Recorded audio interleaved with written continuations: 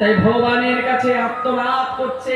ভগবানকে সোজাভাবে পাওয়া যায় না, দুফোঁটা চোখের জল ফেলতে হয় গৌর গোবিন্দের চরণে, তবে তো শান্তি পাবে। পাথরের দেবতা তুমি দিলে না সারা, কত দেব কত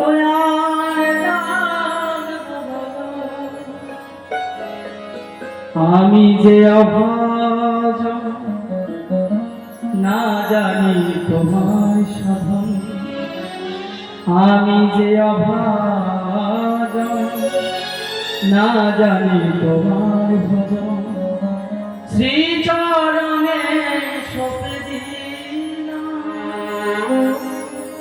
তোমার শ্রীচরণে সঁপে দিলাম, তোমার শ্রীচরণে সঁপে দিলাম, তোমার শ্রীচরণে সঁপে দিলাম। তুমি কি শুনতে পাও না? এত মানুষের আত্মনাদ, এত মানুষের কষ্ট, এত মানুষের দিবানিশি তোমাকে ডাকছে। যখনই জীবের দিকে মহাপ্রভু লক্ষ্য করলেন যে ৩৩ কোটি দেবতা অনেক কিছু প্রকাশ করেছে, সাধারণ জীবের জন্য কি করেছে? সত্য যুগে কে ছিল?